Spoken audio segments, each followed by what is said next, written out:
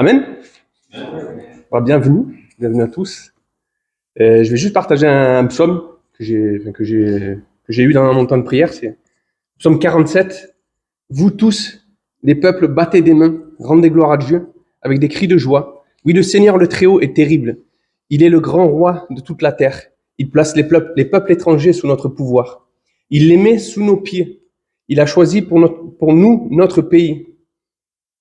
Et nous en sommes fiers, nous, le peuple de Jacob, aimé de Dieu. Dieu entre dans le temple parmi les cris de joie.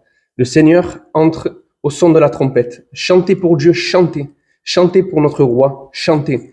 Oui, Dieu est le roi de toute la terre. Chantez pour lui votre plus beau chant. Dieu gouverne les autres peuples. Il est assis sur son siège sacré. Les chefs des peuples se rassemblent avec le peuple du Dieu d'Abraham. Oui, les chefs de la terre sont à Dieu, qui est au-dessus de tout. Amen. Amen. Donc Seigneur, on te remercie pour tous ces temps que tu fais dans nos vies, Seigneur, pour cette nouvelle saison qui arrive, Seigneur. Et on veut te remettre ce culte, Seigneur, et on veut que Saint-Esprit, ce soit toi qui conduise toutes choses. Que tu conduises la louange, Seigneur, que tu conduises la parole, que chaque cœur qui est là, Seigneur, puisse être tourné vers toi, regarder à toi, Seigneur, et attendre de toi, Seigneur. Qu'on soit vraiment dans cette optique-là, Seigneur, de recevoir de toi, mais aussi de voir ce que tu veux qu'on donne pour toi, Seigneur. Au nom de Jésus, Amen. Amen. Amen.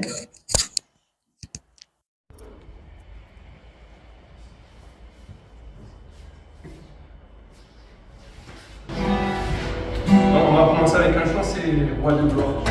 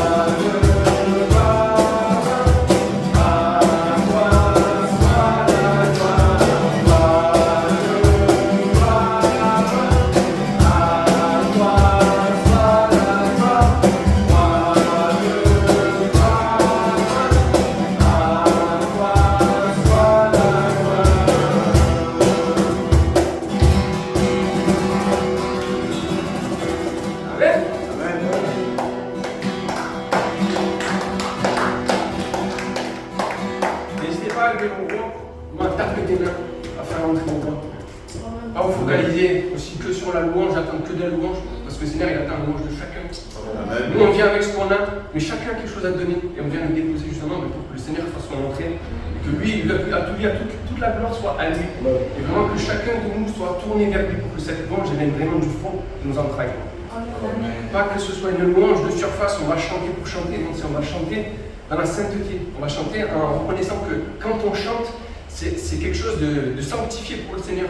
Quelque chose de mis à part pour lui. Tu es puissant.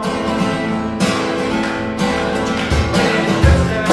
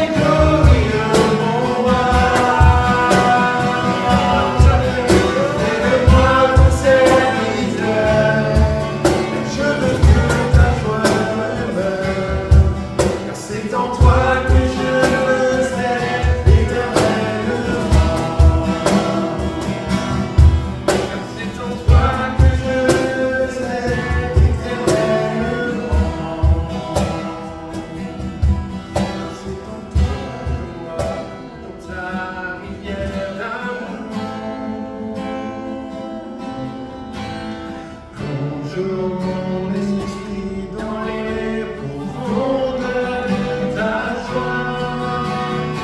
Inonde le désert de mon âme par la douce pluie du ciel. Mon âme est rafraîchie quand ton onction m'envahit. Je suis restauré, guéri quand ton onction m'envahit. Mon âme est rafraîchie quand ton onction m'envahit. Je suis restauré, guéri quand ton onction m'envahit. Quand ton onction m'envahit, quand ton onction m'envahit.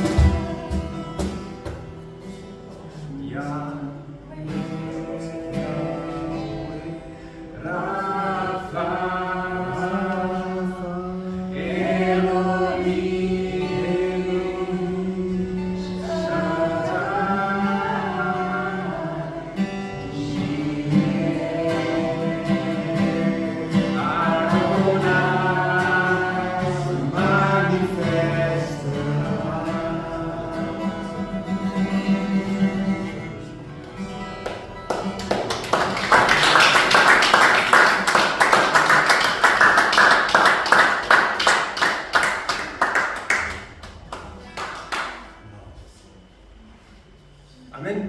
Amen. Merci Seigneur.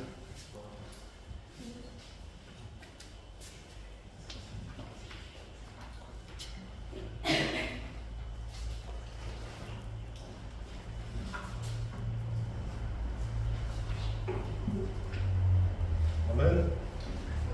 Amen, bien-aimé. Amen. Amen. Vous êtes dans la joie. Amen. Pour moi, c'est une joie d'être Dans la présence de Dieu. De passer un temps puissant comme ça dans la présence de Dieu, pour moi, c'est une joie. Dans la présence de Dieu, il y a tout qui tombe. Amen. Les problèmes tombent, les soucis tombent, les soucis de la vie, les préoccupations, tout ça, ça tombe. Et il n'y a que le trône de Dieu qui compte et notre adoration.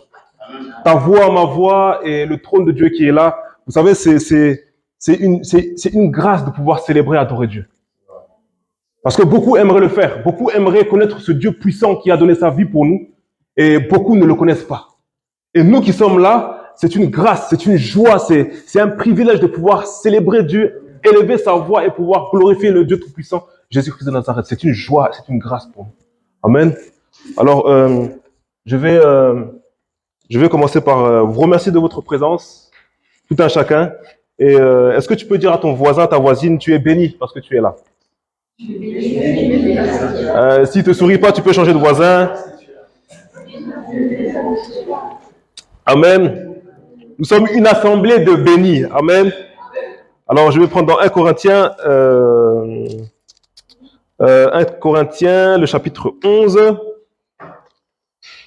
Je vais demander à la sœur Gwen de préparer la Sainte Seine si elle le veut bien. Je sais qu'elle m'aime beaucoup, donc elle ne refusera pas.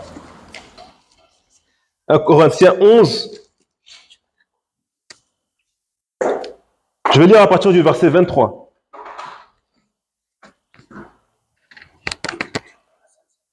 La Bible dit, en effet, j'ai reçu du Seigneur ce que je vous ai transmis. Le Seigneur, la nuit où il a été arrêté, a pris du pain et après avoir remercié Dieu, il a rompu et a dit, prenez, mangez. Ceci est mon corps qui est rompu pour vous. Faites ceci en souvenir de moi. De même, après le repas, il a pris la coupe et a dit, cette coupe est la nouvelle alliance en mon sang. Faites ceci en souvenir de moi toutes les fois que vous en boirez. Amen. Je demande à la sœur Gwen de s'avancer avec la Sainte Seine. Et nous bénissons le Seigneur parce que chaque dimanche, chaque fois que nous nous réunissons, nous avons l'occasion de pouvoir partager cette Sainte Seine qui nous rappelle comment Christ a souffert à la croix, comment Christ a souffert le martyre pour nous apporter la vie éternelle. Et je vais lui demander de prier pour le corps du Christ ainsi que son sang avant que nous puissions nous partager. Eh bien, Seigneur, on te rend grâce encore ce soir. Que tu puisses prendre encore toute la place, Seigneur, ce soir parmi nous. Et que vraiment tu puisses bénir et sanctifier ce pain et ce vin, Seigneur, qui sont le symbole de ton sacrifice à la croix. Et qu'on puisse jamais encore oublier ce soir, qu'on puisse toujours se rappeler de cet amour que tu nous as porté, de cet amour que tu nous portes encore aujourd'hui. Dans le nom de Jésus. Amen. Amen. Amen. Alors, je vais me servir. Merci. Alors, toi qui es là parmi nous, tu es gracié de pouvoir participer à ce repas. C'est un repas qui n'est pas ordinaire pour nous. C'est un repas dans lequel nous commémorons la mort et la résurrection de notre Seigneur. Et ce pourquoi il est allé à la croix, jusqu'à la croix. Et il l'a fait pour toi et moi. Amen. C'est un moment solennel et nous voulons le prendre en nous rappelant ce qu'il a fait pour nous. Vous savez, il y a une historienne qui disait que la Jérusalem au temps de Jésus se trouve parfois à 9 mètres de profondeur de l'actuelle Jérusalem. Il fallait creuser pour aller découvrir les lieux, les endroits là où s'est passé ces choses, là où se sont passées ces choses. Et elle se demandait si le sacrifice de Christ n'avait pas été aussi enterré dans notre cœur. À force de marcher avec Dieu, à force de faire la vie chrétienne, si on n'avait pas oublié tout cela. Rappelle-toi la fois où on t'a parlé, où la parole de Dieu t'a touché, comment tu avais pleuré, comment tu avais été touché, transformé par ce que Christ avait fait pour toi à la croix. Et aujourd'hui, peut-être que pour toi, c'est quelque chose d'acquis. Mais sache qu'il y a bon nombre d'âmes qui meurent et qui vont en enfer parce qu'elles ne connaissent pas Jésus-Christ. Et toi qui es là, tu as la grâce. Alors nous allons prendre cette Sainte Seine avec action de grâce. Amen. Et nous mangeons ce pain.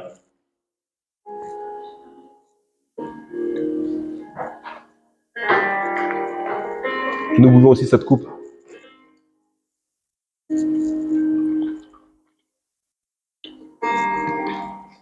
Amen.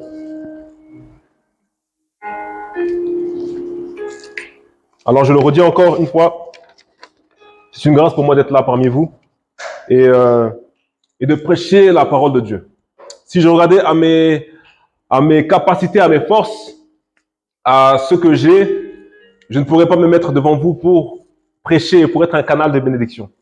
Mais puisque Dieu fait ce qu'il veut avec qui il veut, je me retrouve devant vous. Amen. Amen. Je demandais à Gwen d'allumer la lumière si elle peut bien. Moi, je suis pas aussi clair que le prophète Walid. Alors, il me faut un peu d'éclairage. Amen. Alors, ce soir, je vais partager avec vous la parole de Dieu. Le thème, c'est la bénédiction ou la foi. Amen. La bénédiction ou la foi. C'est tiré d'une prédication une ancienne prédication du prophète Walid, qui est notre père spirituel à nous. Et il est important parce que la répétition est comment disent les professeurs, la répétition c'est pédagogique, c'est ça? C'est ça. Bon, je sais pas comment ils disent ça. Merci. Alors, je suis dans Hébreux 10, le verset 16 à 25. Hébreux 10, Hébreux le chapitre 10, le verset 16 à 25.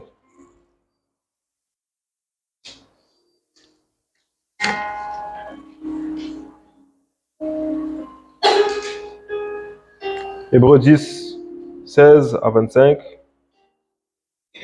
Est-ce que vous y êtes? Oui. Alors, je lis la parole de Dieu.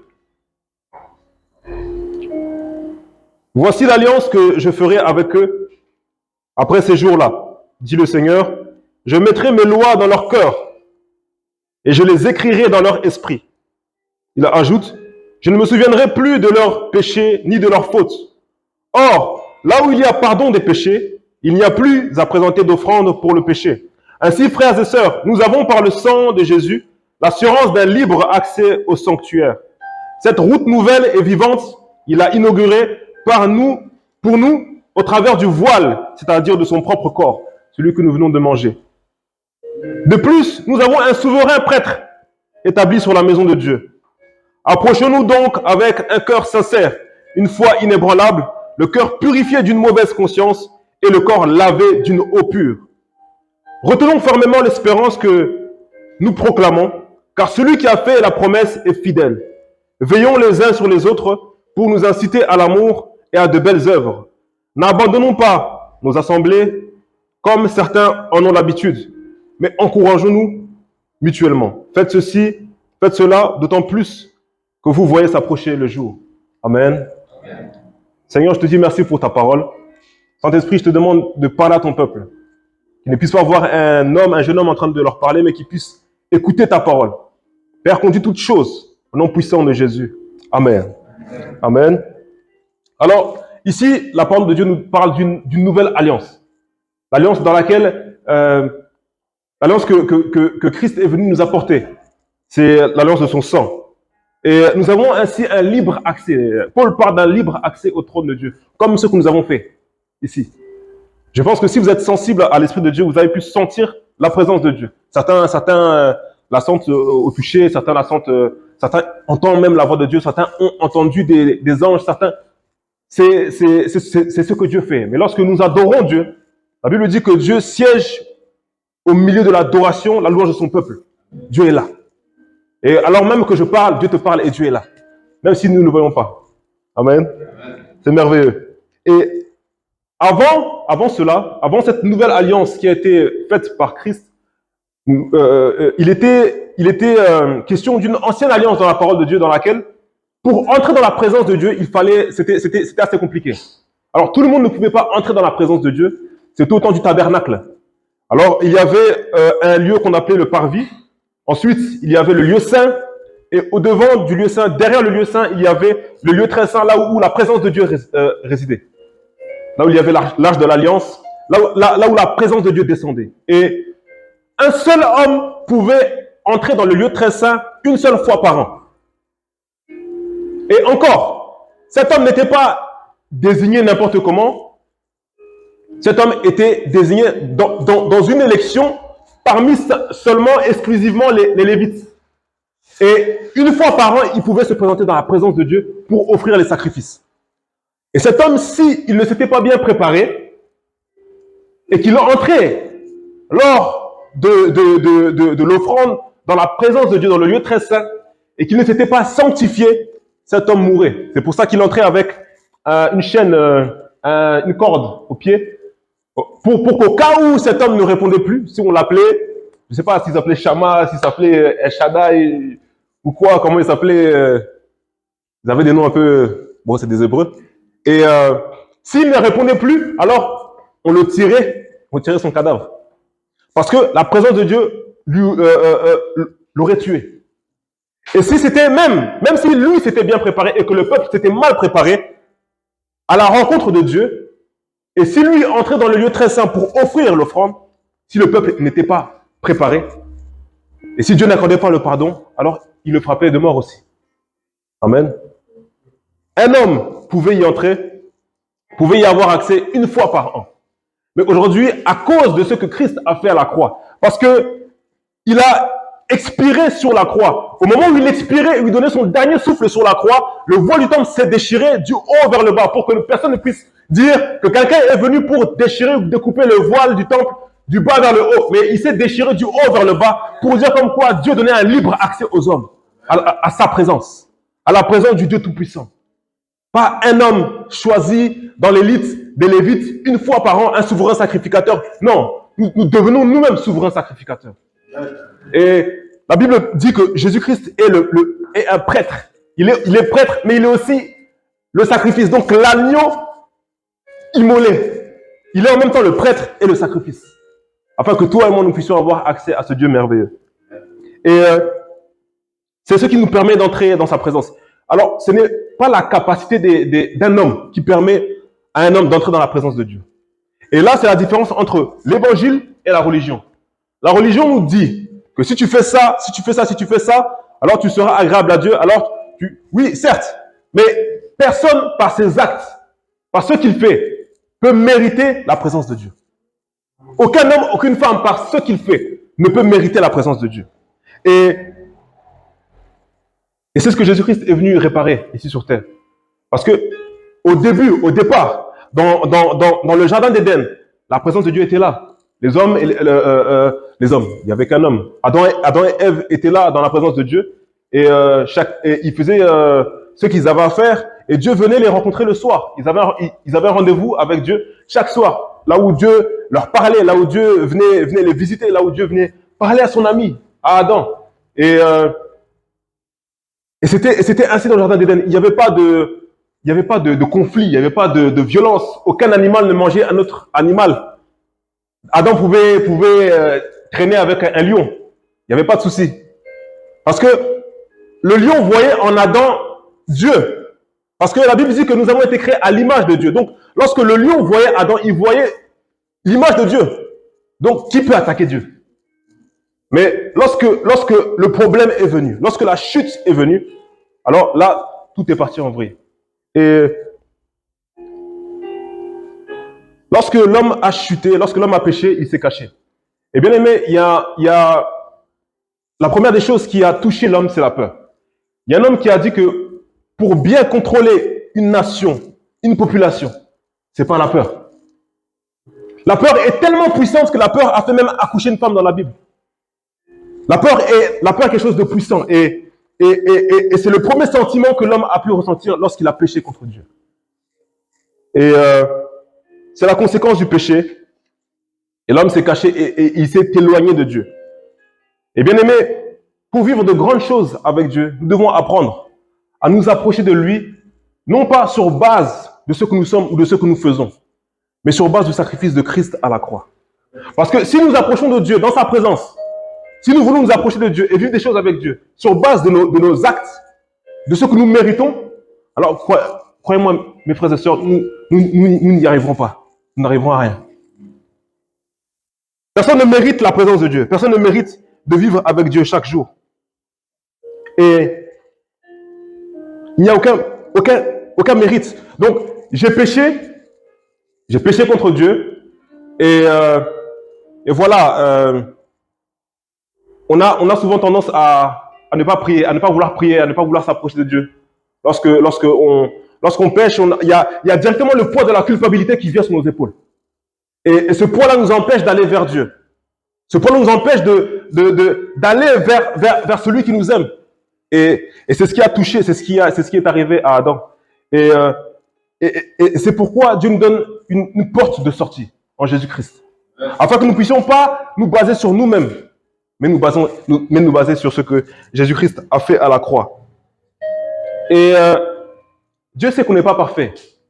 Mais Dieu veut que nous puissions entrer dans sa présence pour nous changer et pour nous parfaire.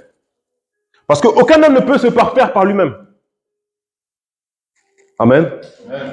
Amen. Souvent, quand vous parlez avec des religieux, d'autres religions, ou même de la religion chrétienne, parce qu'il y a la religion chrétienne, et j'ai été un religieux pendant très longtemps, parce que je pensais pouvoir être parfait de moi-même. Je pensais que avoir des bonnes notes, être un enfant sage, tout cela pouvait me faire que mes parents allaient me donner tout ce que je voulais. Donc, en fait, je voulais mériter les choses dans la vie. Je me rappelle même un jour, mon frère m'a dit, si tu as tant de moyenne générale, alors papa pourra nous acheter la Play 2. Je me rappelle, c'était à l'époque de la Play 2 ou bien de la Xbox 360. Je ne me rappelle plus. En tout cas, je pense pas que certains d'entre vous ne connaissent pas ces choses. Les plus jeunes, oui. Mais il m'a proposé ça parce qu'il savait que nos parents voulaient que nous puissions avoir des bonnes notes. Et donc, si j'avais des bonnes notes, je pouvais mériter de pouvoir obtenir une Play 2. Et donc, il voulait que je demande la Play 2 à sa place. Parce que lui n'avait pas d'aussi bonnes notes que moi.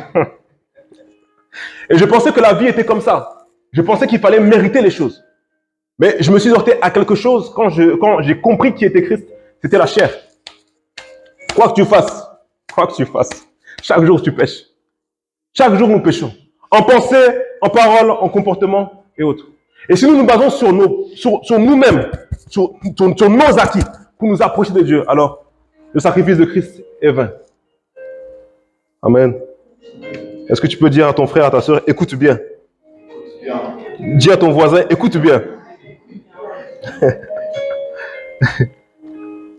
Et bien aimé, il y a deux erreurs que je peux citer ici. C'est que lorsque nous approchons de Dieu, il y a certaines personnes qui, parfois, ça peut même nous arriver, et on dit à Dieu, Seigneur, regarde, j'ai œuvré pour toi, j'ai fait ça, j'ai travaillé dans ta maison, j'ai fait ceci, j'ai prié pour tel malade, j'ai agi de telle sorte, j'ai œuvré dans la foi. Alors Seigneur, bénis-moi. Alors là, c'est comme si on forçait la main de Dieu. C'est comme si on forçait Dieu à nous bénir à cause de ce que nous avons fait. Bien aimé, si nous œuvrons pour Dieu, c'est une grâce pour nous.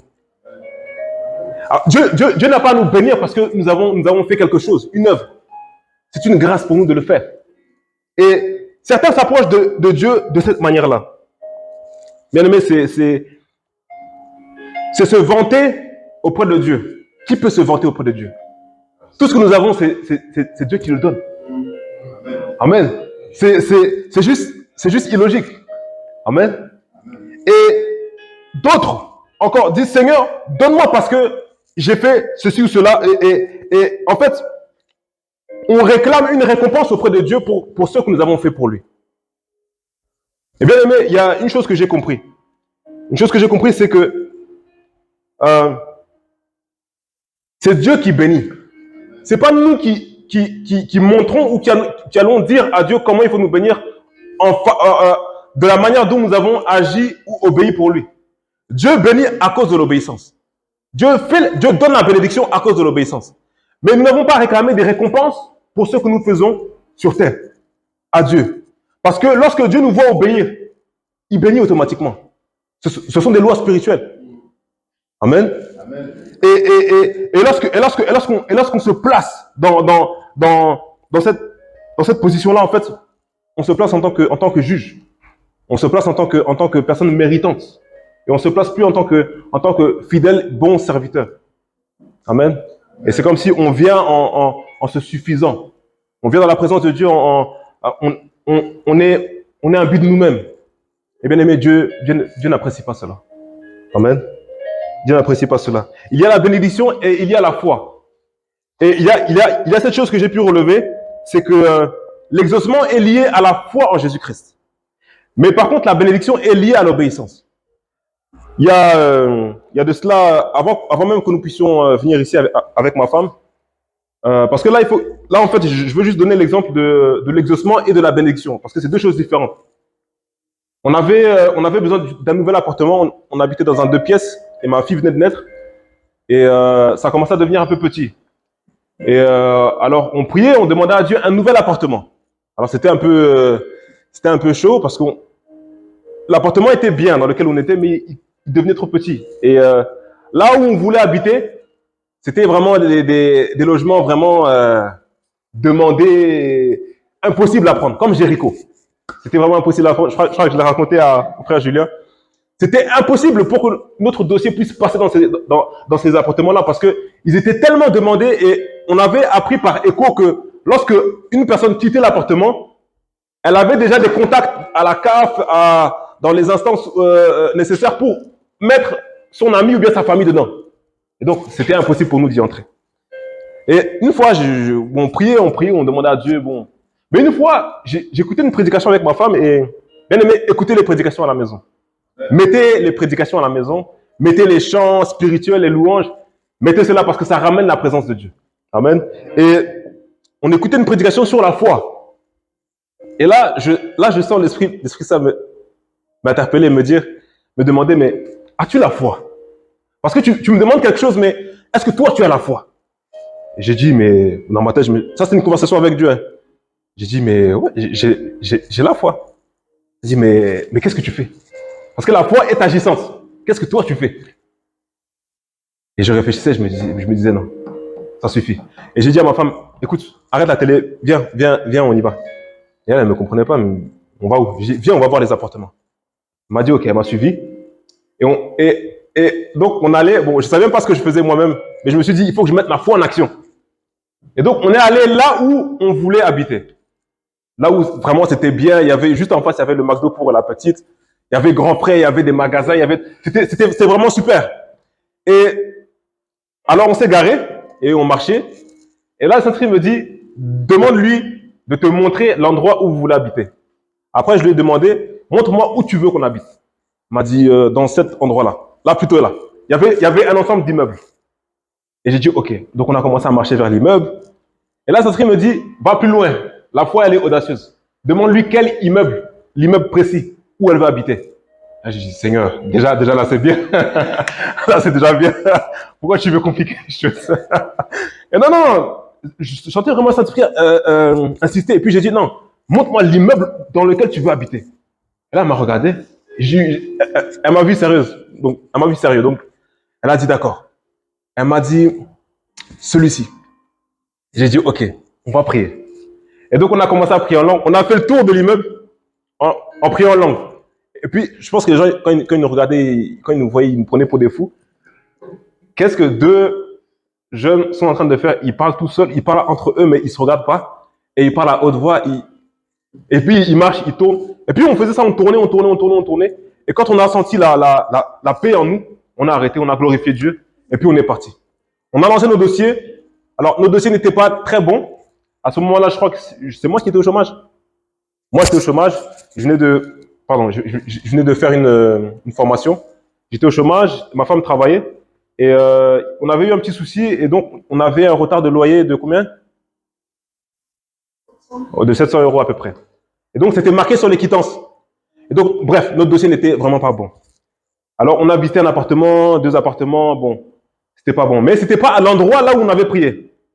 Et je commençais à me décourager. Dieu me disait, mais vous avez prié là-bas, pourquoi tu vas visiter d'autres appartements? Allez visiter un appartement, tu trouves là-bas.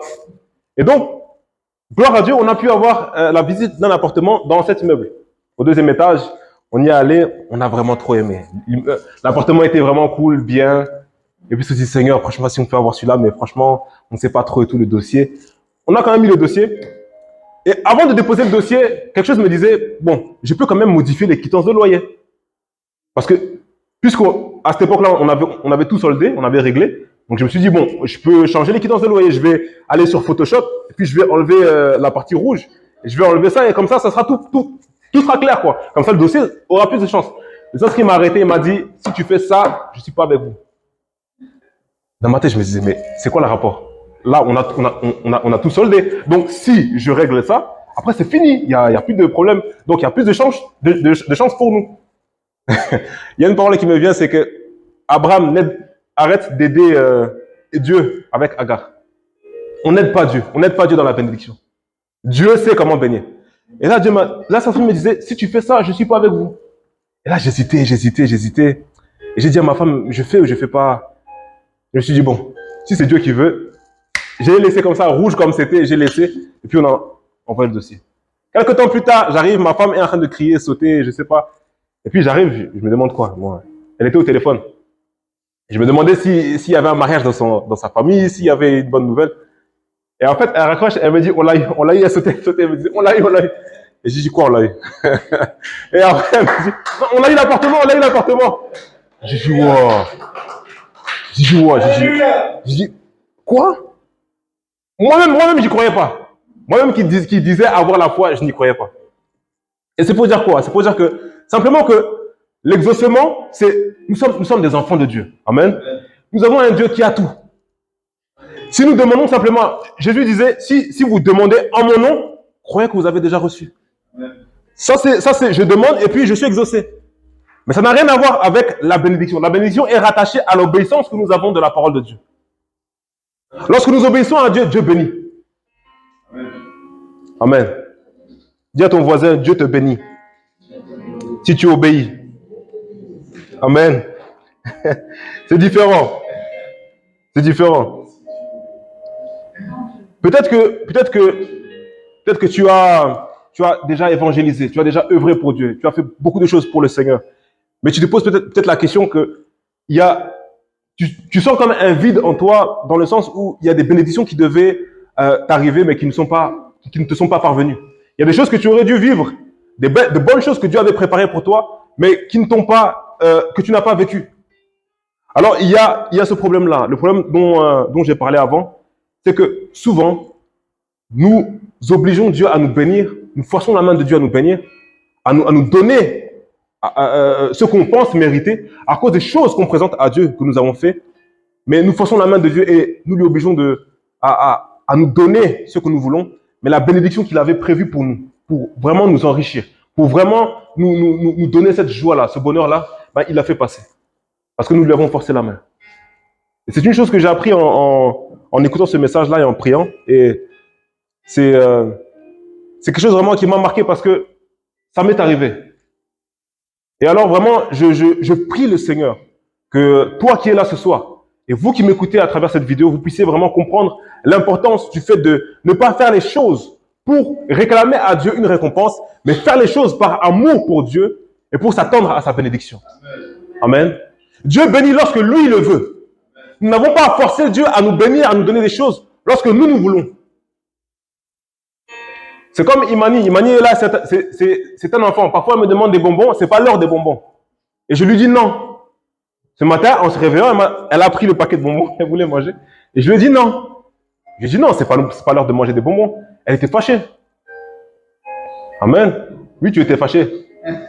Mais bien aimé, c'est comme ça avec Dieu aussi. Parfois, nous pensons que telle ou telle bénédiction, tel ou tel mariage, telle ou telle voiture, telle ou telle maison, telle ou telle, est bien pour nous pour un temps T, pour un instant T. Mais Dieu voit l'avenir. Dieu voit que cette voiture nous amènera peut-être à la mort. Dieu voit peut-être que ce mariage-là nous donnera peut-être des complications parce que nous ne sommes pas encore prêts. Et Dieu a une bénédiction pour nous si nous obéissons à sa parole. Mais Dieu bénit lorsque lui le veut. Et sa bénédiction n'est suivie d'aucun chagrin. Par contre, nous, quand nous demandons à Dieu des choses, parfois, même souvent, c'est suivi de chagrin. Amen. Amen. Alors, et on peut peut-être avancer dans la vie chrétienne et constater que d'autres personnes sont plus bénies que nous. Et on comprend puisque parfois on fait tellement de choses pour Dieu et Dieu nous bénit, mais lorsqu'on voit une personne qui agit peu ou qui sert peu, et on voit que la bénédiction de Dieu vraiment la suit. Et on se demande, mais Seigneur, mais moi j'ai tellement œuvré pour toi, j'ai fait tellement de choses, mais comment ça se fait que cette personne est plus bénie que moi? Elle avance, elle est propulsée, et moi je suis là encore à... Et j'ai compris en fait que c'était pas une question de faire ou de ne pas faire. C'était une question de connaissance. Mon peuple périt faute de connaissance. Et si nous connaissons notre Dieu, la Bible dit que ceux qui connaîtront leur Dieu seront puissants. Si nous connaissons comment Dieu agit, les principes de Dieu, bien aimé, Dieu exauce aussi les païens. Lorsqu'un païen crie, il prie le bon Dieu. Il y en a plein qui disent, oh le bon Dieu, mon Dieu, le bon Dieu. Ils ne connaissent pas Dieu, mais ils prient le bon Dieu. Et Dieu les exauce aussi. Dieu est bon envers le bon, envers le juste, envers le méchant. Il fait pleuvoir sur le bon, sur le méchant, afin que chacun puisse récolter ce qu'il sème. Ce n'est pas ça. Mais la bénédiction est là pour ceux qui obéissent à Dieu. Mais lorsque tu viens vers Dieu en te vantant, en vantant tes mérites, et que tu dis, Seigneur, j'ai fait ceci, cela, donne-moi, tu forces ta main de Dieu. Et ce que Dieu avait prévu pour toi, au bon moment, il ne peut plus te le donner. Amen. Alors lorsque tu perds une bénédiction, ça va. Mais lorsque tu sens que tu en as perdu 2, 3, 4, et que les années avancent, et la vie chrétienne avance, alors cela commence vraiment à peser sur ton cœur. Ton cœur peut même devenir aigri. Ton cœur peut même devenir lourd. Et tu deviens comme une personne qui est chrétienne. Tu es chrétien, mais la joie n'est pas en toi. Le vrai bonheur n'est pas en toi. Et il y a des tristesses qui viennent en toi, qui naissent, et ça ramène même un cœur méchant, mauvais. Et même lorsque tu pries, même ta prière peut même devenir des plaintes, des murmures. Et là, il faut faire attention parce que tu peux même te placer sous une malédiction parce que Dieu n'aime pas les murmures. Et ton salut même peut être en jeu. Et c'est comme ça que Satan aime bien faire tourner en rond les enfants de Dieu. Et Satan sait que nous ne connaissons pas ces choses. Amen. Amen. Est-ce que tu vas changer ça ce soir, à partir de ce soir? Bien aimé, Dieu demande la foi simplement dans nos problèmes financiers, nos problèmes matériaux, nos problèmes professionnels, nos problèmes familiaux. Dieu demande simplement la foi. Dieu demande simplement la foi. C'est pour l'exaucement. Mais la bénédiction est quelque chose qui est à part. Et bien aimé, si ce soir tu es là et que tu sens qu'il y a des bénédictions, des choses qui auraient dû t'arriver, des choses qui auraient dû t'arriver mais qui sont passées sous ton nez, ou des choses pour lesquelles tu savais que Dieu voulait te bénir et tu sentais, parce que dans le monde spirituel, lorsque Dieu veut nous bénir, lorsque nous ratons une bénédiction, on le sent. On le sent. Peut-être que c'est ton cas. Laisse-moi te dire que Dieu bénit toujours. Amen. Dieu bénit encore. Et il y a peut-être des personnes aussi qui vivent sur cette terre qui ne s'attendent pas à ce que Dieu leur donne tout ce qu'ils demandent, à ce que Dieu leur donne tout ce qu'ils méritent, entre guillemets. Mais qui savent qu'en obéissant à Dieu, Dieu donne la bénédiction. Et il donnera la bénédiction au temps voulu. Et qui avancent avec le Seigneur. Et certaines personnes ont même, la Bible parle des personnes qui ont salué les promesses de loin. Il y a des choses que Dieu ne donnera pas ici sur terre. Mais pour ces personnes-là, qui demain viendront auprès du Seigneur, le Seigneur pourra dire, viens, toi qui as été un bon et fidèle serviteur, entre dans la joie de ton maître, entre dans la paix de ton maître. Et il y a aussi une chose, c'est que dans le monde spirituel, lorsque nous mourrons, et que Dieu viendra ouvrir le livre de vie, que le livre de vie et que le livre de souvenirs sera ouvert devant nous. Dieu verra ce que nous avons fait sur terre, les bénédictions qui nous ont accompagnés sur terre, et même des bénédictions que nous n'avons pas reçues. Dieu nous les donnera à ce moment-là. Et bien aimé, c'est pour moi vraiment une joie, un réconfort de comprendre ces choses, parce que parfois c'est des choses même que les gens nous ont prêchées, des choses genre, du style, si tu as besoin de quelque chose, rappelle à Dieu ce que tu as fait. Dis à Dieu, tu as fait ça pour lui, et donc Dieu te bénira ainsi. Non, Dieu n'a pas à nous bénir parce que nous faisons des choses. Amen. Et parfois même, ce sont les pasteurs même qui enseignent ces choses. Alors bien aimé, nous avons vraiment la grâce d'être dans un ministère conduit par un prophète, car c'est par les prophètes et les apôtres que nous pouvons être enseignés. Et je prie. Ma prière, c'est que ce soir, tu puisses entrer dans cette révélation-là et que ta vie puisse être transformée et changée. Quand Dieu verra que tu as un cœur de serviteur, parce que Jésus nous dit de servir Dieu avec un cœur de serviteur et de nous sentir comme des serviteurs, de nous dire, après avoir servi Dieu, nous sommes des serviteurs inutiles. Parce que Dieu peut certainement prendre quelqu'un d'autre et qui puisse servir au lieu de toi ou moi. Amen. Nous sommes tous remplaçables.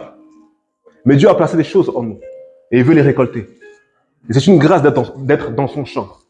Amen. Je ne vais pas aller ce soir dire à Dieu, Seigneur, bénis-moi parce que j'ai prêché. Ce serait de la folie. C'est une grâce pour moi. Amen. J'aimerais que nous puissions prier.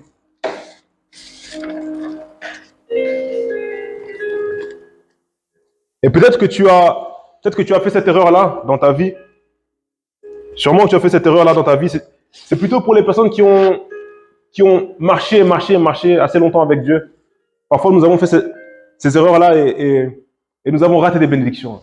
Alors, simplement, tu vas simplement t'humilier devant le Seigneur et on va lui dire seulement, on va lui demander pardon pour ses façons de faire, ses façons de prier. Nous sommes venus parfois à lui dans sa présence en étant imbus de nous-mêmes, en lui disant que nous sommes satisfaits de ce que nous avons fait, nous sommes des bons serviteurs, nous avons fait ceci, nous avons prié pour telle personne, nous avons fait cela. Et nous nous sentions quand même comme méritant quelque chose de sa part. Alors que personne ne mérite d'être même juste dans la présence de Dieu. Alors tu peux commencer à prier. Tu peux commencer à prier et demander à Dieu pardon. Seigneur, je te demande pardon, Seigneur mon roi, Père. Encore une fois, Seigneur mon roi, de m'être avancé vers toi, Seigneur mon roi, comme un orgueilleux, Seigneur, à penser, Seigneur mon roi, que je méritais, Seigneur mon roi, les choses. Parce que, Seigneur mon roi, Père, simplement, je t'avais obéi. Parce que simplement, je t'avais, Seigneur mon roi, j'avais agi, Seigneur, pour toi. J'avais agi dans ton champ. Et à cause de cela, Seigneur, je pensais mériter les choses dans ma vie, Seigneur mon roi. Mais, Seigneur Jésus, Père, je ne mérite point ta présence. Aucune personne, Seigneur, aucun homme, aucune femme ne mérite ta présence. Et, Seigneur mon roi, je ne mérite point, Seigneur mon roi, Père, ce que tu as pour moi. Mais Seigneur, laisse-moi, Seigneur, mon roi, laisse que je puisse, Seigneur, avancer avec toi dans l'obéissance, obéir à ta voix, obéir à ta parole, Seigneur, mon roi, sans m'attendre, Seigneur, quelque chose de toi, Père. Parce que je sais que, Seigneur, toi, tu me béniras autant voulu. Et ta parole, Seigneur, me dit, Seigneur, que ta bénédiction, Seigneur, mon roi, Père, c'est celle qui enrichit réellement. Et elle ne se fait suivre d'aucun chagrin. Et Seigneur, mon roi, Père, je veux, Seigneur, m'avancer vers toi, avec humilité, avec, Seigneur, mon roi, reconnaissance, Seigneur, mon roi, quel que soit ce que je peux faire, quel que soit, Seigneur, mon roi, Père, ce que je peux accomplir, Seigneur, mon roi. Je veux me rappeler, Seigneur, qu'il n'y a que ton esprit, Seigneur, mon roi, qui agit en moi, car ce n'est ni par la force, ni par la puissance, Seigneur, mon roi, mais c'est par ton esprit seul, Père.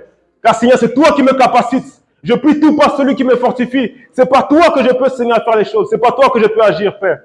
Merci, Seigneur, pour ta parole. Merci, Seigneur, mon roi, parce que tu es bon pour nous. Sois béni, Seigneur, sois glorifié. Au nom puissant de Jésus. Au nom puissant de Jésus. Amen. Amen. Est-ce que vous avez été bénis? Est-ce qu'on peut acclamer la parole de Dieu? Amen. Alors nous saluons la présence du prophète Walid ainsi que sa famille. Et je vais demander au frère Julien et sa merveilleuse épouse Gwen de pouvoir revenir. Nous allons offrir à Dieu. Il y a le panier. Non? Je vais prendre... je prends ça, ouais.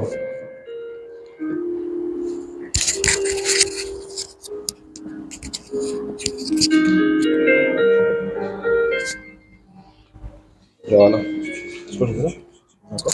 Non, c'est bon.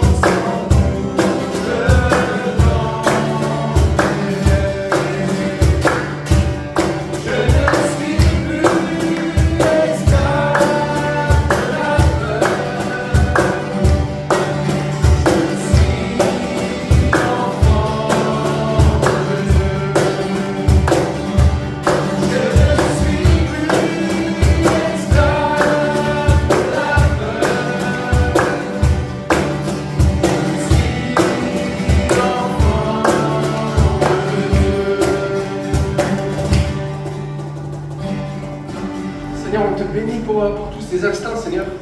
Et on te prie pour chacun qui a mis une offrande dans ta parole, Seigneur. Et qu'il soit béni, Seigneur. Et qu'on sait que c'est toi qui fais germer, qui fait croître, Seigneur, sans qu'on sache comment, Seigneur.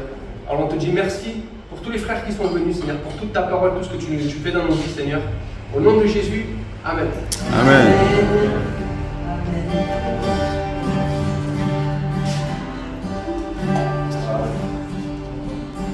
Voilà, en tout cas, soyez bénis. J'espère que la parole vous a bénis. Vous avez passé un bon moment dans la présence de Dieu. Amen. Alors, je veux rappeler qu'on a la réunion mardi soir à 20h30 et on sera encore là dimanche prochain à partir de 17h. Que Dieu puisse vous bénir richement. Soyez bénis chez vous. Shalom, shalom. Amen.